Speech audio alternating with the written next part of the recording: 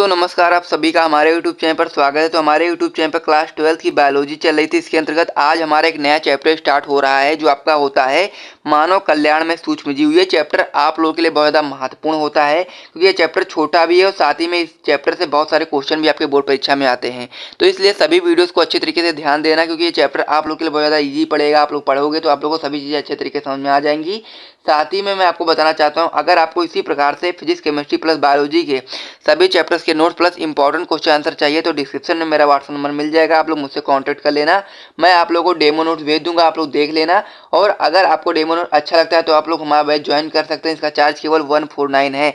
ये पूरे यूट्यूब पर सबसे ज़्यादा कम फी में आपको ये चीज़ मिल रही है क्योंकि इसमें आप लोग को फिजिक्स, केमिस्ट्री, बायोलॉजी के सभी चैप्टर के note plus important question answer भी दिए जाएंगे इस ग्रुप के अंतर्गत। ठीक, तो जिनको भी ज्वाइन करना है जल्दी से जल्दी ज्वाइन कर लेना। डिस्क्रिप्शन में व्हाट्सएप नंबर मिल जाएगा। अगर आप लोग लेट में ज्वाइन करेंगे तो आप लोग को उसको अलग पेमेंट भी करना पड़ेगा, तो इसलिए आप लोग जितनी जल्दी हो सके ज्वाइन कर सकते हैं। ठीक, तो चलिए तो वीडियो को शुरू करते हैं बिना टाइम को वेस्ट करते हुए।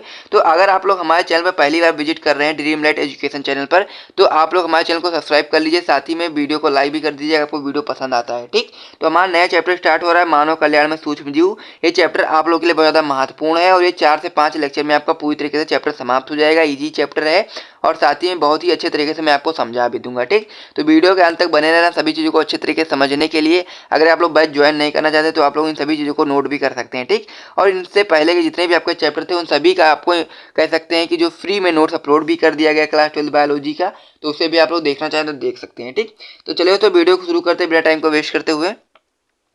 तो सबसे पहले जो आपका चैप्टर का नाम है मानव कल्याण में सूक्ष्म जीव, यानी कि जो मानव कल्याण है उसमें सूक्ष्म जीव किस प्रकार से उपयोगी सिद्ध हुए हैं, तो उन सभी चीज़ों को हम लोग चैप्टर के अंतर्गत पढ़ने वाले हैं। तो सबसे पहले हम लोग समझ लेते हैं कि सूक्ष्म जीव होता क्या है। ठीक, तो सबसे पहले हम लोग सूक्ष्म जीव की बात करें, जिसे हम लोग इंग्लिश में कहते हैं माइक्रोब्स। तो ये क्या होता है इसको हम लोग सबसे पहले समझ लेते हैं। तो ऐसे जीव जिनको केवल सूक्ष्मदर्शी की मदद से ही देखा जा सके उन्हें हम लोग सूक्ष्मदर्शी कहते हैं। ठीक, होता यह है कि ऐसे जीव जिनको हम लोग केवल सूक्ष्मदर्शी की मदद से ही देख सकते हैं सूक्ष्म जीव कहलाते हैं आपके। उदाहरण के रूप में हम लोग जीवाणु, कवक, प्रोटोजोन आदि को समझ सकते हैं। ठीक, तो ये सभी जो सूक्ष्म जीव होते हैं बहुत सारे प्रकारों से हमारे मानव कल्याण में कह सकते हैं कि उपयोगी सिद्ध होते हैं। इस चैप्टर में पूरी उन्हीं बातों को हम लोग पढ़ने वाले हैं, जिसमें सबसे पहला टॉपिक आपका आता है कि घरेलू उत्पाद में सूक्ष्म जीव। ठीक, तो सबसे पहला टॉपिक आपका इस चैप्टर का होता है कि घरेलू उत्पाद में सूक्ष्म जीव का किस प्रकार से महत्वपूर्ण योगदान है। सबसे पहले हम लोग उसे पढ़ने वाले हैं। ठीक, तो बहुत सारे घरेलू उत्पाद हैं जिसमें हम लोग सूक्ष्म जीवों की मदद से बहुत सारे घरेलू उत्पाद को बनाते हैं, जिसमें पहला नंबर आपका आता है दही। उसके बाद फिर आपका डोसा, इडली आता है, ब्रेड और पाव रोटी आता है। बहुत सारे ऐसे उत्पाद हैं जिनको हम लोग सूक्ष्म जीवों की मदद के द्वारा ही प्राप्त कर पाते हैं। ठीक, तो इसीलिए सबसे पहली लाइन इसमें दी गई है कि सूक्ष्म जीवों से निम्न घरेलू उत्पाद प्राप्त किए जाते हैं। ठीक, तो उन घरेलू उत्पादों में सबसे पहले हम लोग पढ़ेंगे दही के बारे में कि किस प्रकार से हम लोग दही का निर्माण कर सकते हैं सूक्ष्म जीवों की मदद से। ठीक, तो सबसे पहले हम लोग इन सभी चीज़ों को पढ़ लेते हैं, उसके बाद फिर आपको मैं सभी चीज़ों को अच्छे तरीके से समझा दूंगा। ठीक, तो सभी चीज़ों को अच्छे तरीके से ध्यान देते हुए रहना ताकि आपको सभी चीज़ें अच्छे तरीके से समझ में आ जाए। तो लैक्टोबैसिलस जीवाणु जैसे कि लैक्टिक एसिड बैक्टीरिया, चीज़ आपको ध्यान रखना है कि जो लैक्टोबैसिलस जीवाणु होता है, जो आपका होता है लैक्टिक एसिड बैक्टीरिया, जिसे हम लोग शॉर्ट फॉर्म में LAB कहते हैं। ठीक, का हम लोग प्रयोग जो करते हैं दूध से दही बनाने के लिए करते हैं। ठीक, तो जो हल्का गर्म दूध होता है उसमें थोड़ा सा जब हम लोग लैक्टिक एसिड बैक्टीरिया, जिसे हम लोग हिंदी में कहते हैं लैक्टिक अम्ल जीवाणु, को हम लोग निवेश द्रव्य के रूप में डाल देते हैं। ठीक, यानी कहने का मतलब ये है कि जो आपका दूध होता है जब वो हल्का गर्म होता है तब हम लोग उसमें क्या करते हैं, लैक्टिक अम्ल जीवाणु को हम लोग निवेश द्रव्य के रूप में डाल देते हैं। तो जो दूध होता है आपका 30 से 40 डिग्री सेल्सियस पर धीरे धीरे दही में बदल जाता है, क्योंकि जो आपका निवेश द्रव्य होता है उसमें लाखों LAB होते हैं। LAB का मतलब क्या होता है, मैंने अभी आपको बताया, लैक्टिक एसिड बैक्टीरिया। ठीक, जिसे हम लोग शॉर्ट फॉर्म में क्या कहते हैं, LAB कहते हैं। ठीक, तो होता यह है कि जो आपका LAB होता है बहुत सारे कह सकते हैं जो निवेश द्रव्य हम लोग डालते हैं दूध में उसमें बहुत सारे LAB पाए जाते हैं। ठीक, ये चीज़ आपको ध्यान रखनी है। ठीक, अब हम लोग बात कर लेते हैं कि ये किस प्रकार से आप लोगों के लिए उपयोगी होता है दही। तो दही में क्या होता है, विटामिन B12 पाया जाता है जो आप लोगों के लिए बहुत ज़्यादा इंपॉर्टेंट होता है।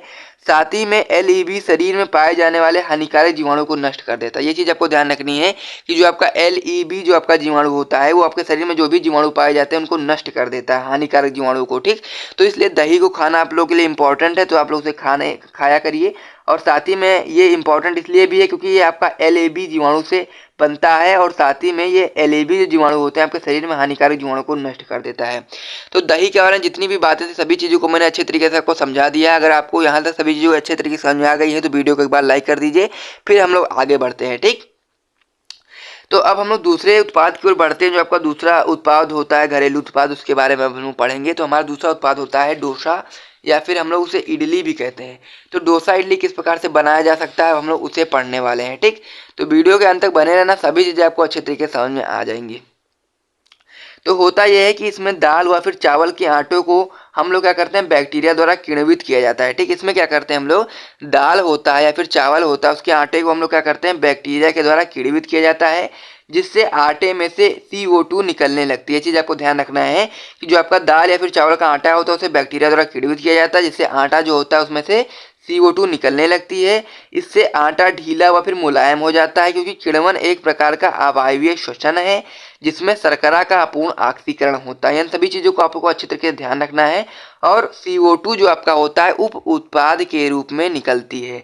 इसके लिए हम लोग स्ट्रेप्टोकोकस फिकेलिस जीवाणु का उपयोग करते हैं। यानी कहने मतलब ये है कि जो आपका डोसा और इडली होता है उसमें हम लोग किस प्रकार के जीवाणु का उपयोग करते हैं, तो आप लोग बता सकते हैं स्ट्रेप्टोकोकस फिकेलिस। ठीक, ये चीज़ आपको ध्यान रखना है। ठीक, फिर हम लोग अगली पॉइंट पे बढ़े। तो हमारा अगला पॉइंट है कि वर्तमान में बैक्टीरिया के स्थान पर, यानी कि कहने का मतलब ये है कि प्रेजेंट टाइम में हम लोग बैक्टीरिया के स्थान पर इनो का भी उपयोग कर सकते हैं। ठीक, क्या कर सकते हैं, डोसा और इडली बनाने में हम लोग इनो का भी उपयोग कर सकते हैं बैक्टीरिया के स्थान पर। ठीक, यह भी आटे में मिलाने पर CO2 उत्पन्न कर किण्वन उत्पन्न कर देता है और आटे को कोमल व फिर ढीला कर देता है।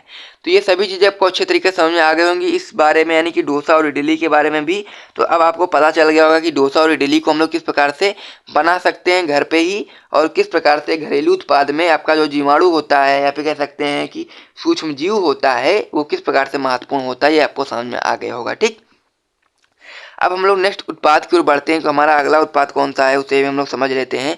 तो हमारा अगला उत्पाद होता है ब्रेड या फिर पाव रोटी, जिसे हम लोग ब्रेड कहते हैं या फिर पाव रोटी भी कह सकते हैं।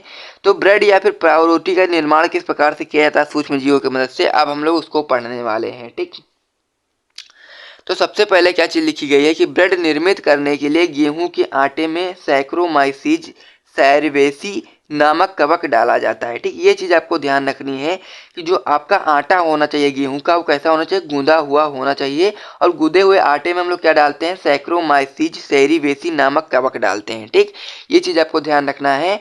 फिर कुछ समय के लिए गूंदे हुए आटे को छोड़ देते हैं। यानी कहने मतलब ये है कि जो आपका सैक्रोमाइसीज सेरेवेसी नामक जो कवक होता है उसे जब हम लोग गूंदे हुए आटे में डालते हैं उसके अंदर फिर कुछ समय के लिए उसे हम लोग छोड़ देते हैं। ठीक, जिससे इसमें अवायवीय श्वसन होने लगता है। ठीक, क्या होगा जब हम लोग उसे ऐसे ही छोड़ देंगे तो क्या होगा, उसमें अवायवीय श्वसन होने लगेगा और उसमें खमीर उत्पन्न होने लगता है। क्योंकि ईस्ट जो होता है जिसे हम लोग कवक कहते हैं हिंदी में, आटे में एमाइलेज माल्टेज या फिर जाइमेज एंजाइम उत्पन्न कर देता है। ये चीज़ आपको ध्यान रखनी है, क्योंकि जो आपका ईस्ट होता है वो आपका आटे में क्या कर देगा, आटे में आपका एमाइलेज माल्टेज और जाइमेज एंजाइम उत्पन्न कर देता है। ये चीज़ आपको ध्यान रखना है, उत्पन्न करता है। और जो एमाइलेज एंजाइम होता है वो शर्करा को माल्टोज में बदल देता है, और माल्टोज जो आपका होता है वो आपका ग्लूकोज में बदल देता है। ठीक, ये चीज़ आपको ध्यान रखनी है कि जो आपका एमाइलेज एंजाइम होता है शर्करा को माल्टोज में और माल्टोज को ग्लूकोज में बदल देता है। इससे आटा और ब्रेड जो आपका होता है उस स्पंजी हो जाता है। ठीक, तो यहाँ तक आपको सभी चीज़ें अच्छे तरीके से समझ में आ गए होंगे। आपको ये भी समझ में आ गया होगा कि ब्रेड या फिर पाव रोटी का उपयोग हम लोग किस प्रकार से कर सकते हैं। कह सकते हैं कि ब्रेड या फिर पाव रोटी को हम लोग किस प्रकार से निर्मित करने के लिए सैक्रोमाइसीज सेरेवेसी नामक कवक का उपयोग कर सकते हैं। ठीक, तो यहाँ तक हम लोगों ने 3 प्रकार के जो आपके घरेलू उत्पाद होते हैं उनको सभी चीज अच्छे तरीके से समझ लिया है। नेक्स्ट वीडियो में आपके 1 या 2 उत्पाद और भी बचते हैं, उन्हें भी हम लोग क्लियर कर लेंगे। तो वीडियो अगर आपको पसंद आया तो वीडियो को आप लोग लाइक कर दीजिए। साथ ही में इसी प्रकार के और भी महत्वपूर्ण वीडियोस को पाने के लिए चैनल को सब्सक्राइब भी कर सकते हैं। ठीक, तो मिलते हैं नेक्स्ट वीडियो में, तब तक के लिए जय हिंद।